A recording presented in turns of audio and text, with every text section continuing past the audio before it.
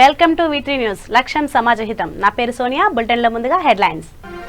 చిత్తూరు జిల్లా నగర్లో MLA RK రోజా పర్యటన. పింక్ బస్ 65వ క్యాన్సర్ వైద్య చికిత్స శిబిరంకు శ్రీకారం. అనంతలో ముగిసిన నామినేషన్ల ఉపసంహరణ ప్రక్రియ. ఏకగ్రీవంగా 4 స్థానాలను కైవసం చేసుకున్న వైసీపీ.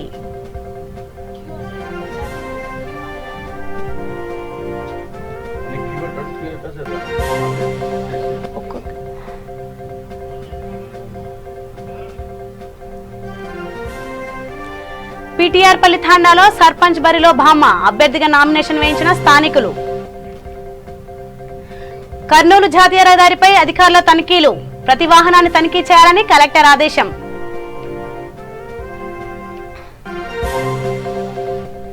చిత్తూరు జిల్లా చింపనగల్ గ్రామంలో విషాదం. ఒకే కుటుంబానికి చెందిన 4 వ్యక్తులు మృతి.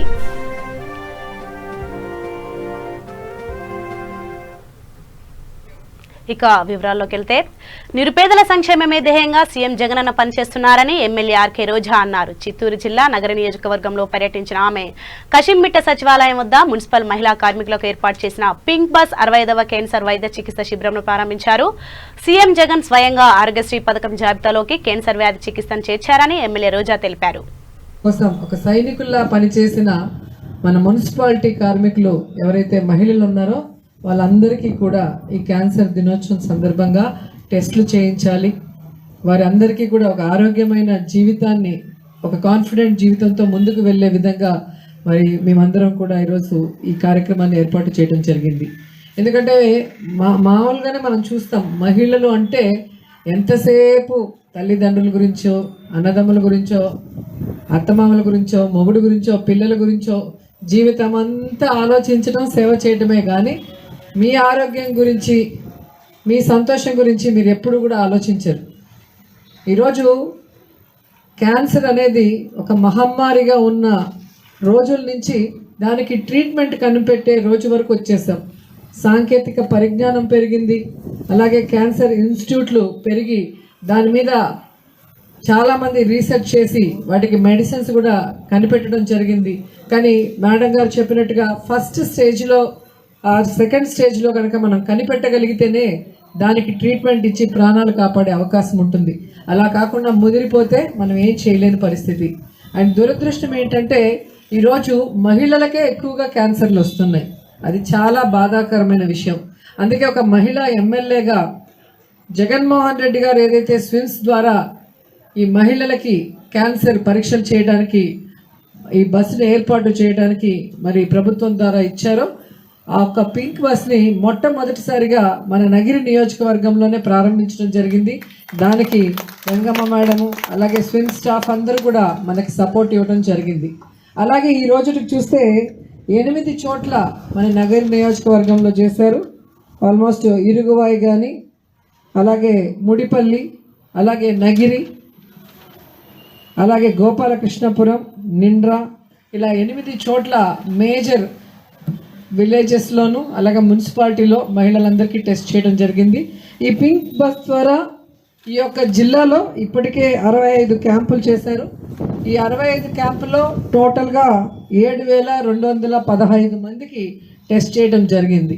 సో టెస్ట్ చేయడమే కాకుండా ఈ క్యాన్సర్ గురించి అవగాహన కూడా అక్కడున్న మహిళలకి పెంచడం జరిగింది. ఎందుకంటే 40 ఏళ్ళు దాటిన ప్రతి మహిళకి కూడా ఎలా వాళ్ళకు వాళ్ళు టెస్ట్ చేసుకోవాలి. ఎందుకంటే మీకు ఎక్కువగా వచ్చేది బ్రెస్ట్ క్యాన్సర్ వస్తుంది, లేదా సర్వైకల్ క్యాన్సరు, లేదా నోటిలో. సో నోటిలో కానీ చెస్ట్లో కానీ మీరు ఎలాంటి సిమ్టమ్స్ వస్తే వెంటనే డాక్టర్ని కలవాలో మీకు ఈ యొక్క కార్యక్రమానికి వచ్చినప్పుడు అవగాహన కల్పిస్తారు. అలా కాకుండా సర్వైకల్ క్యాన్సర్ గురించి తెలుసుకోవాలి అంటే ప్రతి సంవత్సరానికి ఒకసారి టెస్ట్ చేసుకోవాల్సిన. గుంటూరు జిల్లా తాడికొండ నియోజకవర్గంలో ఎమ్మెల్యే ఉండవల్లి శ్రీదేవి పుట్టినరోజు వేడుకలు ఘనంగా నిర్వహించారు. తన స్వగృహంలో జరిగిన వేడుకలకు పెద్ద ఎత్తున వైసీపీ నేతలు, కార్యకర్తలు పాల్గొన్నారు. రోడ్స్ అయితేనేమి, ట్రైన్స్ అయితేనేమి, సచివాలయాలు, ఆర్బీకేస్, వెల్నెస్ క్లినిక్స్ ఇవన్నీ కూడా అసలుకి ఒక సంక్షేమ వరవడి 105 పథకాలతో సంక్షేమ ప్రదాతగా జగన్మోహన్ రెడ్డి గారు ఆల్ టైమ్ రికార్డు సృష్టించారు. అంతేకాకుండా 4 నెలల్లోనే 4 లక్షల ఉద్యోగాలు, వాలంటీర్స్ అయితేనేమి, సెక్రటేరియట్స్లో ఉన్న ఉద్యోగస్తులు అయితేనేమి వీళ్ళందరూ కూడా అసలు సంక్షేమం అంటే ఏంటో మన ఆంధ్రప్రదేశ్లోనే జరిగింది. అంతేకాకుండా కరోనా మహమ్మారి టైంలో కూడా మరి ఈ యొక్క వాలంటీర్ వ్యవస్థ ప్రతి ఒక్క ఇంటికి వెళ్ళి కూడా ఎవరికైనా కోల్డ్ ఉందా, కాఫ్ ఉందా, ఫీవర్ ఉందా అని ప్రతి ఒక్కళ్ళు కూడా జల్లెడ బట్టి మరీ ఎత్తికి వాళ్ళందరూ కూడా కరోనా కేర్ సెంటర్లో పెట్టాం. అంతేకాకుండా ఎన్ఆర్ఐస్ అయితే వాళ్ళందరినీ కూడా ఐడెంటిఫై చేసి కరోనా కేర్ సెంటర్స్ పెట్టి ఈరోజు 99% రికవరీ రేటు మన ఆంధ్రప్రదేశ్లో ఉండి రోజుకి 50,000 పైన మనం టెస్టులు చేసి మనము టెస్ట్ ఫర్ మిలియన్లు అయితేనేమి 1 కోటి దాటామన్నమాట ఈ యొక్క టెస్ట్లో. సో ఇంత కరోనా కేర్ మనం తీసుకోబట్టి ఈ యొక్క కరోనా మహమ్మారిని మన ఆంధ్రప్రదేశ్లో కసం మూర్చిన మాదిరిగా జగన్మోహన్ రెడ్డి గారు సుపరిపాలన అందించి దేశంలోనే ఎమ్మెల్యేగా ఉండి మరి జగన్మోహన్ రెడ్డి గారు ఇంత సంక్షేమ పథకాలు అందిస్తుంటే అందరూ కూడా ప్రతి ఒక్క ప్రజానికం కూడా ఆంధ్ర బాహుబలి అని కూడా చెప్పుకుంటున్నారు. సో జగన్మోహన్ రెడ్డి గారి నాయకత్వంలో మరి నేను ఒక దళిత మహిళని, అంతేకాకుండా దళిత పక్షపాతి అయిన జగన్మోహన్ రెడ్డి గారి ప్రభుత్వంలో అంతేకాకుండా ప్రతి ఒక్క స్త్రీకి, మహిళకైతే సంక్షేమ పథకాలు 50% రిజర్వేషన్స్, నామినేటెడ్ పదవులు అయితేనేమి, పోస్టులు అయితేనేమి, వైఎస్ఆర్ ఆసరా, వైఎస్ఆర్ చేయూత, జగనన్న తోడు, ఇక అమ్మఒడి, ఇక ఈ పథకాలన్నీ చూస్తుంటే ఎవరు కూడా ఇంట్లో 50,000 నుంచి 5 లక్షల లబ్ధి కలిగింది కనుక ఇప్పుడు రానున్న స్థానిక ఎన్నికల్లో కూడా మేమెవ్వరం కూడా నోట్లు కానీ మద్యం కానీ పంచకుండానే మేము సంక్షేమ పథకాలు ఏవైతే మేము తీసుకొచ్చామో ఈ యొక్క సంక్షేమ పథకాలు గ్రామంలో గ్రామ స్థాయి లెవెల్లో, క్షేత్రస్థాయి లెవెల్లో వెళ్ళి కనుక మేము ఈ ఘంటాపథంగా ఈ యొక్క రాజధాని నియోజకవర్గం డాక్టర్ శ్రీదేవి గారి జన్మదిన శుభాకాంక్షలు తెలియజేస్తూ ఇక్కడ వచ్చినటువంటి అశేష తాడుకంటి నియోజక ప్రజలకు కానీ, ఇక్కడ వైఎస్ఆర్ నాయకులకు కానీ, శ్రేయోభిలాషులకు కానీ, వైఎస్ఆర్ కుటుంబ సభ్యులకు కానీ, జగనన్న యొక్క సైనికులకు కానీ వందనం. ఎప్పుడైనా సరే ఒక జన్మదినం అంటే ఆ జీవితంలో మలుపు రానటువంటి ఒక మధురానుభూతి. ఆ రోజున మనం కొత్త కొత్త విషయాలు చేయాలని, ప్రజలకు మరింత చేరువ కావాలని, ప్రజా సంక్షేమే ధ్యేయంగా జీవిస్తున్నటువంటి డాక్టర్ శ్రీదేవి గారు మరింత ఆరోగ్యంతో వారు దినదిన ప్రవృత్తమై అభివృద్ధి చెందాలని, ఇంకా ఉన్నత పదవులకి ఎగసి వైఎస్ఆర్సీపీ యొక్క జెండాని రెపరెపలాడించాలని. మొదట్లో మేము గెలిచినప్పుడు రకరకాల ఇబ్బందులు ఉండేవి. అంటే తుళ్ళూరు లోపల మనకు అంత మద్దతు లేదని చెప్పి కానీ, ఆ గ్రామాలు కానీ దాని ప్రభావం కొంత తాడికొండ పైన కూడా ఉందని భావించేవాళ్ళం. కానీ ఈ 2 సంవత్సరాలు జగనన్న పాలన లోపల చాలా కొత్త విషయాలు చూసాం మనం. ఏ నాయకుడు చేయనటువంటి కొత్త కొత్త పథకాలు, ఊహరకు రానటువంటి అమ్మఒడి కానీ, వాలంటీర్ వ్యవస్థ కానీ గమనించినట్లయితే దేశం మొత్తంలో ఏ రాష్ట్రంలో లేనటువంటి 30,75,755 ఇళ్ల పట్టాలంటే అసలు మాటల్లో చెప్పనాలను కానటువంటిది. ప్రధానమంత్రి స్వయంగా ఆశ్చర్యం ఉంది. అరే, ఒక రాష్ట్రంలో 2-3 లక్షలు ఇస్తేనే గొప్ప, మరి ఒకే ఒక రాష్ట్రం ఆంధ్రప్రదేశ్లో 30,75,750 ఇవ్వడం అనేది అసలు అదొక ప్రపంచ రికార్డ్. ఎందుకంటే జగనన్న ఎప్పుడైతే అధికార పీఠాన్ని ఎక్కాడో అసలు అవిరళ కృషి చేస్తూ ఏ క్షణము విశ్రాంతి తీసుకున్న దాఖలాలు లేవు. ఎందుకంటే తన తండ్రి చేయనటువంటి గొప్ప విషయాల్లో తను చేసి చూపించాలి. ఎందుకంటే తండ్రి యొక్క ఆశయాలు చాలా గొప్పవి. ఆయన చేస్తామనుకున్నటువంటి అనేక విషయాలు అసంపూర్తిగా మిగిలిపోయినాయి. వాటిని పూర్తి చేయడానికి నేను ఆయన చెప్పాను. అదే మాదిరిగా 20 నెలలైంది.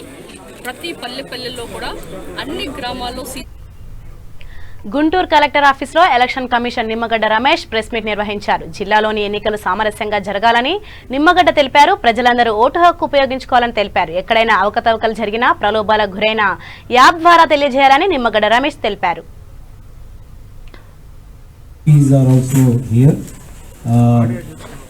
ఒక మీటింగ్ అనేది with all the election management జరిగింది.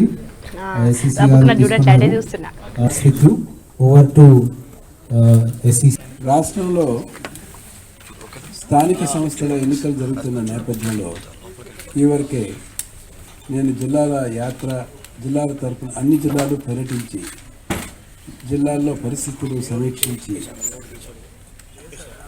క్షేత్రస్థాయిలో ఏం జరుగుతుంది, ఏమన్నా లోటుపాట్లు ఏమైనా ఉన్నాయా, వాళ్ళకి రాష్ట్ర స్థాయిలో ఏమైనా సహకారం అవసరమా అనే విషయాల గురించి మదింపు చేయడానికి ఇదివరకే రాష్ట్రం అంతా పర్యటించాను, జిల్లాలకు వెళ్ళొచ్చాం.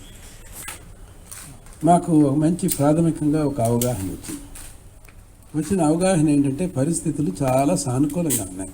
ఏ రకంగా అయినా ఎన్నికలకు ఒక మంచి వాతావరణం ఉంది రాష్ట్రంలో. కోవిడ్ తగ్గుముఖం పట్టింది. రాష్ట్రంలో రోజుకి 1000 పైన కేసులు నమోదయ్యాయి. గుంటూరు జిల్లాలో 1200 కేసులు అధిక సంఖ్యలో కోవిడ్ ఉండటం అనేది చాలా శుభపరిణామం. నేను జిల్లా అధికారుల్ని, ముఖ్యంగా ఈ వైద్య శాఖ సిబ్బందిని ప్రత్యేకంగా అభినందించాను. చక్కటి పోరాట స్ఫూర్తితో ఈ సమస్యని ఎదుర్కొని వైద్య సిబ్బంది ముఖ్యంగా శ్రమించి ఈ చక్కగా అదుపులోకి తీసుకురావటం అనేది చాలా పరిమాణం. నేను ముందు నుంచి కూడా అదే చెప్తున్నా, ఎన్నికలకు రాష్ట్ర స్థాయిలో జరపటానికి ఇది సరైన అదను. నేను చెప్పిందే సర్వోన్నత న్యాయస్థానాలు కూడా ఒప్పుకున్నాయి. ప్రజాస్వామ్య ప్రక్రియ అనేది జరగాల్సిందే. ఏ కారణం చేత ప్రజాస్వామ్య ప్రక్రియని మనం అడ్డుకోకూడదు, మనం ఆపలేము. ఇతర కార్యక్రమాలని దానికి అనుసంధానించి ఈ కార్యక్రమాలను మనం పూర్తి చేయాలి అని చెప్పి సర్వోన్నత న్యాయస్థానం మొన్న సుప్రీంకోర్టు కూడా చెప్పినప్పటికీ ఎన్నికలు ఆపటానికి తుది ప్రయత్నాలు చేస్తూనే ఉన్నారు. 2019 తాలూకు రూల్స్తో వెళ్ళాము, నిజమే, విధి లేక వెళ్ళాము. ఆ తర్వాత రూల్స్ సవరించిన అధికారుల మీద ఉపేక్షించలేదు, చర్య తీసుకున్నాం. చర్య తీసుకోవద్దంటే అది తప్పు, ఎలా చర్య తీసుకుంటారన్నారు. మరి చర్య తీసుకోకపోతే లక్షలాది మంది 3.62 లక్షల మంది యువ ఓటర్లు ఓటు వేసే హక్కు కోల్పోతే అది సామాన్య విషయం కాదు, అసామాన్య విషయం. అది అడ్మినిస్ట్రేటివ్ ఫెయిల్యూర్, బాధ్యత రాహిత్యం. చర్య తీసుకోవాలి, తీసుకున్నాం. కోర్టుకు చెప్పాను కూడాను. ఈ పరిస్థితుల్లో 2019వ తారీఖు పాత రూల్స్తోనే ఎలక్షన్కి వెళుతున్నామంటే కోర్టు సహృదయంతో అర్థం చేసుకుంది. మీరు యాక్షన్ కూడా తీసుకున్నారని సంతృప్తి చెందింది. అందరితో ఆ వివాదం ముగిసిందని అనుకుంటే ఈ రోజు కూడా హైకోర్టులో డివిజన్ బెంచ్లో మళ్ళీ చరివిత చరణంగా మళ్ళీ కేసు వేయటం. ఆ కేసు ఏకంగా 7-10 వయసులో ఒబామా సర్పంచ్ బరిలో నిలబడింది. ఎక్కడో మారుమూల ఏజెన్సీ ప్రాంతాల్లో కాదు, కళ్యాణదుర్గం మండలంలో నూతన పంచాయతీగా ఆవిర్భవించిన పీటీఆర్ పల్లి తండాకు సర్పంచ్ అభ్యర్థిగా సుగాలి సీతమ్మతో స్థానికులు బుధవారం నామినేషన్ వేయించారు. ఈ విషయంలో ఆమెను అన్ని విధాలుగా భర్త శంకర్ నాయక్ ప్రోత్సహించారు. మొట్టమొదటిసారి పంచాయతీ సర్పంచ్ స్థానాన్ని పెద్దావిడకు కట్టబెట్టేందుకు ఏకగ్రీవం చేయాలని తండావాసులు భావిస్తున్నారు. మాకు పంచాయతీ వేరే ఉద్యమం పంచాయతీ ఉండే, మా డివైడ్ అయింది. సీసీఎం నిలబెట్టినాము, మేము ఖచ్చితంగా గెలిపిస్తుంటాం. పని చేయించుకోవాలా, జిల్లా ఫస్ట్ వస్తుంది చెప్పలేము. జిల్లాలో అంటే మనం తాలూకాలో వచ్చేది కష్టమైపోయింది. జిల్లాలో ఎట్లా మనమేము గొప్పలు కాదు, మేము కష్టపడతాము, గెలిపించుకుంటాం. తాండా గ్రామ పంచాయతీ అయినా పీటీఆర్ పల్లి దిగువ తాండా వైఎస్ఆర్ కాంగ్రెస్ పార్టీ నుంచి రమావతి సీతమ్మ అనే అభ్యర్థిని నిలబెడుతున్నాం. ఆమె వయసు 70 సంవత్సరాలు. 70 సంవత్సరాలు ఉన్నా కూడా ఆమె రాజకీయాల్లో రావాలని చాలా ఉత్సాహంగా ఉండేది. గత ప్రభుత్వాల్లో అయితే మాకు ఈ పంచాయతీ నెరవేర్చలేదు, పంచాయతీ డివైడ్ కాలేదు. ఈ పంచాయతీ డివైడ్ అయినందువలన మా గ్రామంలో ఉండే పెద్దల్నే ఫస్ట్ సారిగా సర్పంచ్గా నిలబెట్టాలని మా గ్రామ ప్రజల కోరిక. ఆ గ్రామ ప్రజలు కోరిక తీరుస్తూ ఈమె కోరిక కూడా సీతమ్మ సర్పంచ్ క్యాండిడేట్ వైఎస్ఆర్ తరఫున సీతమ్మ కోరిక తీరుస్తూ మేము ఈ రోజు దిగుతాండా ఎగుతాండా రెండు యా పార్టీ తరఫున నామినేషన్ వేసినామమ్మా. హైదరాబాద్ కర్నూలు జాతీయ రహదారి పంచలింగాల వద్ద ఏర్పాటు చేసిన ఏపీ బోర్డర్ చెక్ పోస్ట్ ను ఆకస్మికంగా జిల్లా కలెక్టర్, జిల్లా ఎన్నికల అథారిటీ జి వీరపాండియన్, ఎస్పీ ఫకీరప్పులు తనిఖీలు చేపట్టారు. గ్రామ పంచాయతీ ఎన్నికల సందర్భంగా ఏర్పాటు చేసిన చెక్ పోస్టుల వద్ద 24 గంటల పాటు 3 టీంలుగా విభజించి గట్టి నిఘా పెట్టి ప్రతి వాహనాన్ని క్షుణ్ణంగా తనిఖీ చేయాలని పోలీస్ అధికారులకు జిల్లా కలెక్టర్, జిల్లా ఎన్నికల అథారిటీ జి వీరపాండియన్, ఎస్పీ ఫకీరప్పులు సూచించారు. చెక్ పోస్ట్ లో గ్రామ పంచాయతీ ఎన్నికల నేపథ్యంలో ఇప్పటి వరకు ఎంత మద్యం పట్టుకున్నారని వంటి వివరాలను చెక్ పోస్ట్ లో విధులు నిర్వహిస్తున్న పోలీసులను వారు అడిగి తెలుసుకున్నారు.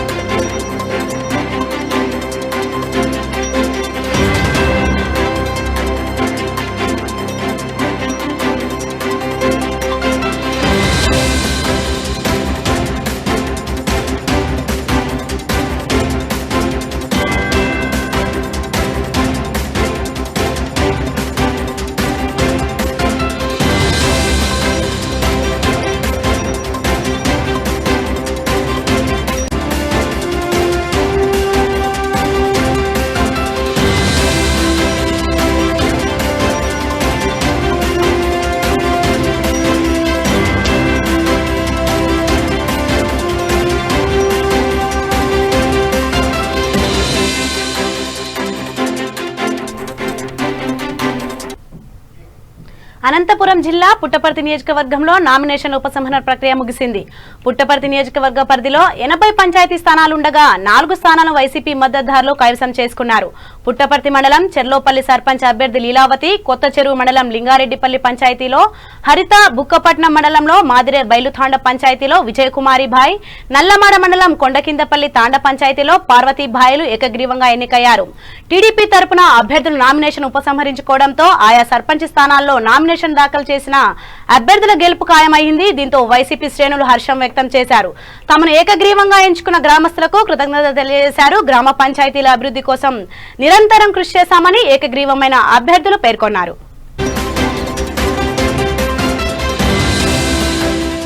జగన్మోహన్ రెడ్డి గారి చేసిన పనులన్నీ మాకు నచ్చి మేము ఈ పార్టీలో ఉన్నాము. ఊరి ప్రజలందరూ కూడా మాకు ఏకగ్రీవంగా ఎన్నుకోవడానికి సహకరించినారు. ఆపోజిట్ వాళ్ళు కూడా సహకరించినారు. ముఖ్యంగా ఎమ్మెల్యే శ్రీధర్ రెడ్డి గారికి ధన్యవాదాలు. ఊరి ప్రజలందరికీ కూడా ధన్యవాదాలు.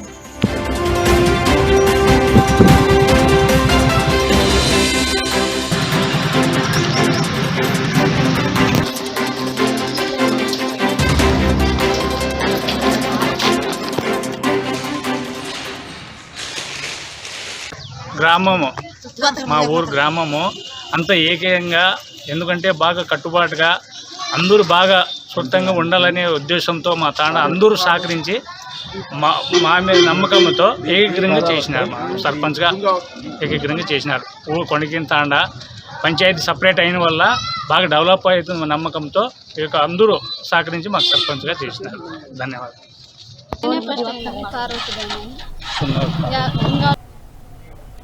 ఏపీలో ఎన్నికల సందడి నెలకొంది. కర్నూలు జిల్లా చాగలమరి గ్రామంలో మండల పరిషత్ ప్రాథమిక పాఠశాలలో గ్రామ పంచాయతీ ఎన్నికలు జరిగే పోలింగ్ కేంద్రాలను ఎంపీడీఓ శంషాద్ భాను, ఎంఆర్ఓ చంద్రశేఖర్ నాయక్ పరిశీలించారు.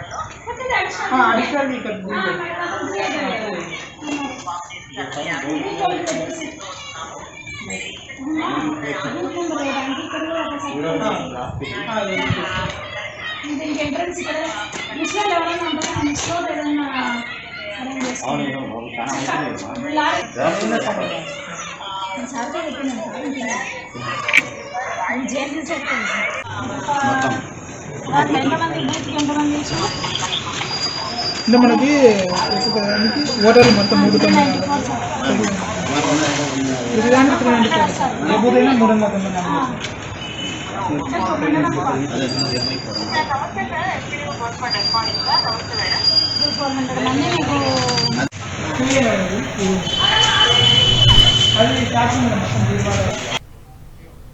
అనంతపురం జిల్లా కేంద్రంలో ఇండియన్ మెడికల్ అసోసియేషన్ ఆధ్వర్యంలో ఆయుర్వేద డాక్టర్లు ఆపరేషన్ వ్యతిరేకిస్తూ దీక్షా కార్యక్రమం చేపట్టారు. ఈ కార్యక్రమంలో డాక్టర్ ఎండ్లూరి ప్రభాకర్ మాట్లాడుతూ కేంద్ర ప్రభుత్వం డాక్టర్లు కొన్ని రకాల సర్జరీలు చేయవచ్చునని జీవో జారీ చేయడం జరిగింది.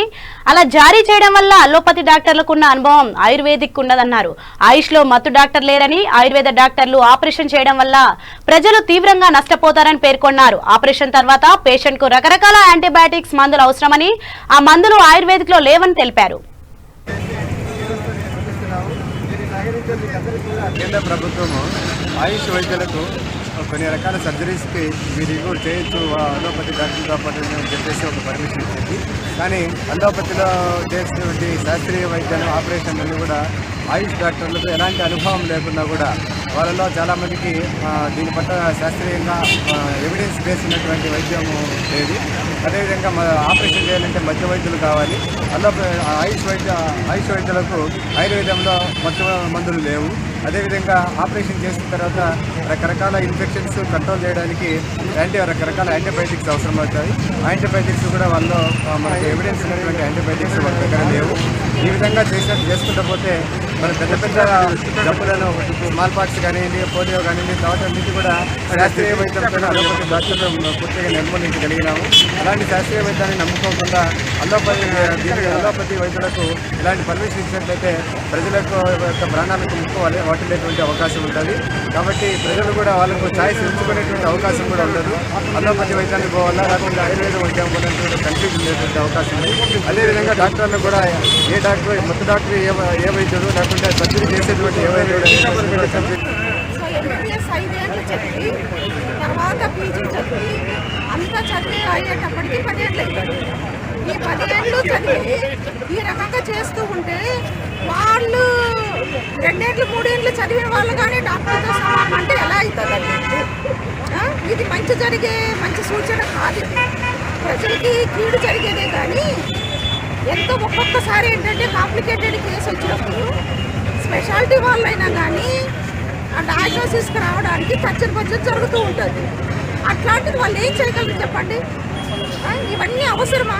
కావాలంటే సీట్లు పెంచండి, పీజీ సీట్లు పెంచండి, యూజీ సీట్లు పెంచండి, మంచిగా హాస్పిటల్స్ కాలేజీలు ఎక్విప్మెంట్ ఉండేటట్లు చేయండి. మంచి డాక్టర్లు బయటకు వస్తారు. ఎవరు దొరికితే వాళ్ళు నువ్వు డాక్టర్ అని మిక్స్ పత్తి ఆ పత్తి ఈ పత్తి అంటే ఎలా అవుతుంది? ఇది చాలా కష్టమైన పని అండి. మాకేం జరిగేది ఏముండదు, ప్రజలకి అన్యాయం తప్పకుండా జరుగుతుంది. చాలా డయాగ్నోసులు అంటే చిన్న కానీ డయాగ్నోసులు జరగకపోగా పేషెంట్ ప్రాణాలు పోయే పరిస్థితిగానే ఉంటుంది. ఎలా డయాగ్నోసిస్కి వస్తారు చెప్పండి వాళ్ళు?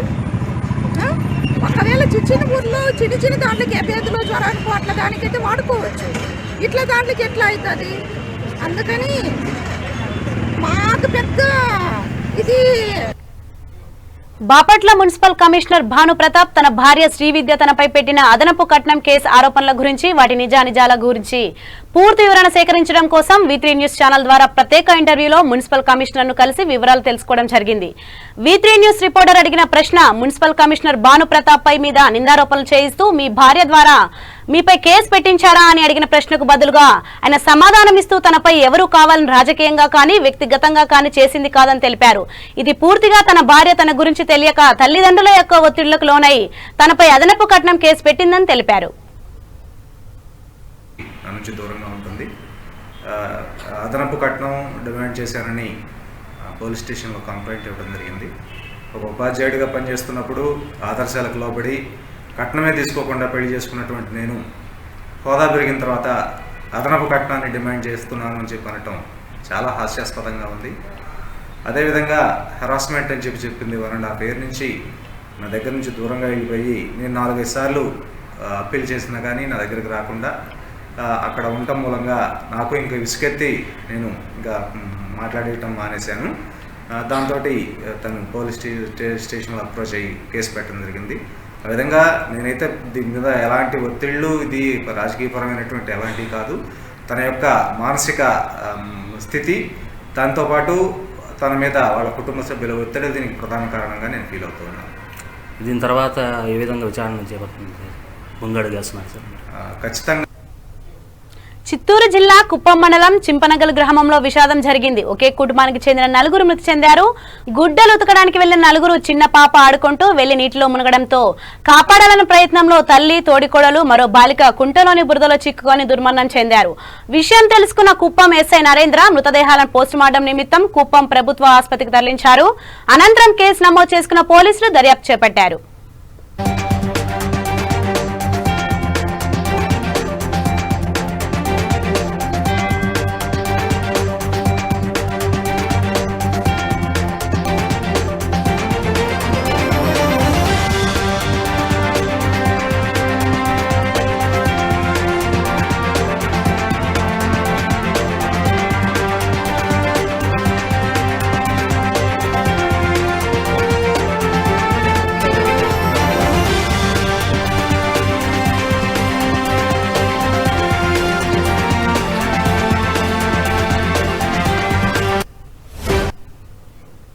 బులెటిన్ ముగించే ముందు హెడ్లైన్స్ మరోసారి. చిత్తూరు జిల్లా నగర్లో ఎమ్మెల్యే ఆర్కే రోజా పర్యటన. పింక్ బస్ 60వ క్యాన్సర్ వైద్య చికిత్స శిబిరంకు శ్రీకారం.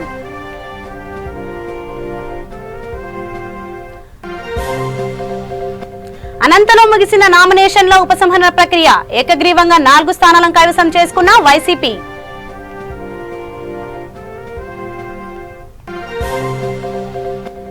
పీటీఆర్ పల్లి తండాలో సర్పంచ్ బరిలో బామ్మ అభ్యర్థిగా నామినేషన్ వేయించిన స్థానికులు.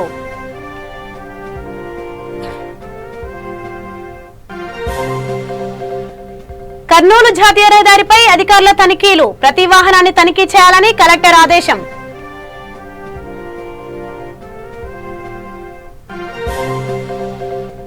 చిత్తూరు జిల్లా చింపనగల్లు గ్రామంలో విషాదం. ఒకే కుటుంబానికి చెందిన 4 వ్యక్తులు మృతి.